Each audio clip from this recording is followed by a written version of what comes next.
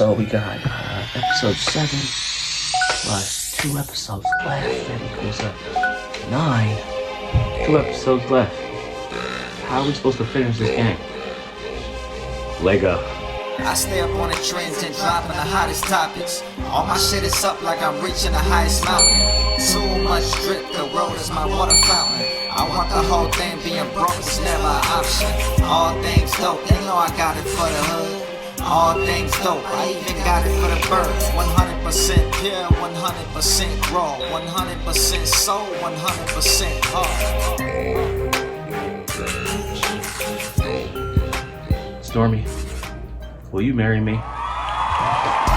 Yo, what's up, dope fam? This is an episode 7, Left Behind, Last of Us review. Now, I'll start off with this. A lot of people have played the game. Of course, I played the game, but with this episode, I have not played the DLC.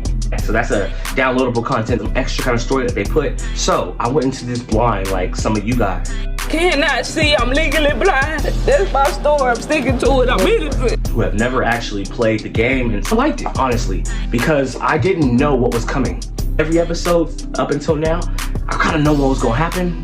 This one starts and we have Ellie bringing him into some kind of shelter area and trying to take care of him and this and that. Now Joel says, go, leave me. Go get Tommy and continue your mission. What you got going on is bigger than what is happening to me personally. And then that's when Ellie is contemplating it. And then we have this flashback, boom. And then we go into this story. And I think that the storytelling as a whole is great. We go into why Ellie doesn't want to leave Joel and why Ellie won't quit. Joel appears to be dying. When we return to find him with Ellie, he is in terrible shape. And in fact is telling her to leave him because he's not gonna make it. Ellie has to make that decision. In the moment she hesitates, we are brought back in time to an Ellie we have not met. We get to see what is it like to be a kid in this world. Before you get thrust on this crazy journey or find out you're immune to the cordyceps, you're just a kid in a military school that feels like she doesn't belong. She has no connection with anybody else except for this one girl that left her and she thought was dead because she was gone for so long. Are you okay? I'm fine. I just ran away for a bit, that's all. If you're going through some shit, you're supposed to, I don't know, talk to your best friend about it. Her friend Riley comes in, sneaks in, and takes her out. Now, one thing about this episode, you can definitely tell if you played the games, you already know that Ellie likes girls. Me too. Yeah! I get it. What I'm saying is this whole episode has this little tension of high school crush type thing with the girl Riley. Ellie is Ellie's only friend really in the QZ zone. She also has quite a big crush on her. Their bond and their relationship is very real and pure and fun. They have a really interesting dynamic and I loved working with Storm to create that. Riley is played by Storm Reid. We had to find somebody that was able to not only be on Bella's level in terms of talent, but also somebody that we think would have the upper hand on Ellie, and that's a tall order. Turn right, open the door, tell me when you're there. Go. Fine. Played by Stormy Reid, and let me tell you, Storm Reid, if I could, I would get on a knee and marry you, because look at this. Oh. She is fine. And before any of y'all say anything, she is definitely of age. She goes to USC. She is a very multi-talented actor. You might know her from Euphoria. Even if you know her from way back in the day in A Wrinkle in Time. She also just had the movie Missing, this and that. But I love this girl. I'm really a fan of her. She's a great actress.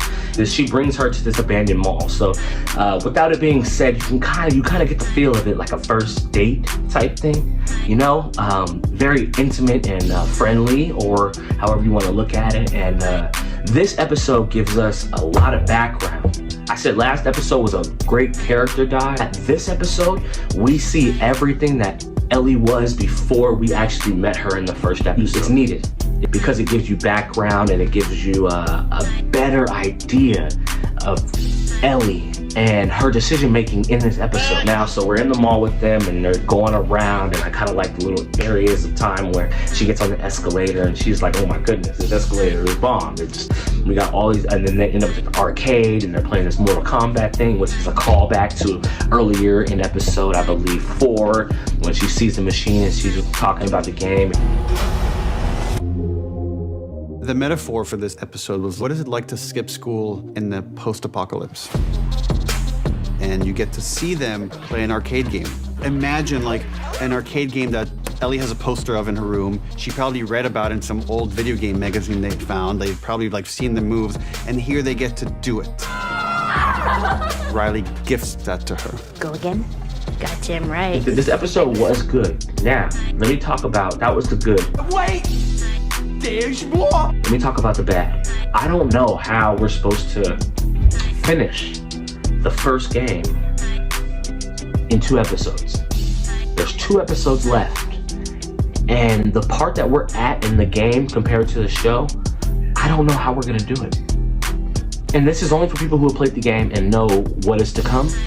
And I know if you don't, it's okay.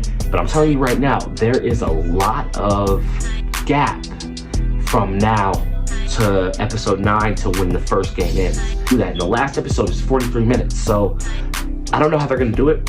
You ain't got the answers, man. You ain't got the answers. You ain't got the answers. They end up getting into a situation with a clicker. It ends up bad. They both end up bit. So this is the episode where we find out how Ellie got bit and what happened behind that. So it's a lot of background and character development for Ellie. Because after they get bit, Reid talks about how we don't give up, we don't quit. Even though we're bit or whatever, we're not gonna take our own life. We're gonna go out how it's intended, and we're gonna savor every minute we have left, which I think is a beautiful sentiment. No! No! Where Ellie turns dark and violent, smashing the store up and screaming and just furious. Riley is quiet because Riley has experienced loss.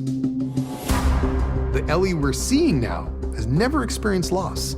And Riley does say, we're all going to the same place. Some of us just get there faster than others. But we don't quit on the time we have together. And then cutting that with Joel when he tells Ellie, leave me, and he pushes her away. But that memory is ringing in Ellie's ears, and she knows that she's gonna fight to the bitter end, because the person she loves the most now in this world is Joel, and she'll go to any length to save him. Ellie is thinking about Riley, and she's thinking about the fact that Riley didn't quit on her, Riley didn't walk away, Riley didn't let Ellie kill herself, and Ellie's not walking away from Joel. And she walks right back down there and she says, I'm going to keep this moment for as long as I can. For as long as I have you, I'm with you. Whatever time you have left, maximize it. And that's what they did. Doper note for this episode, we're definitely going dope. We're going dope.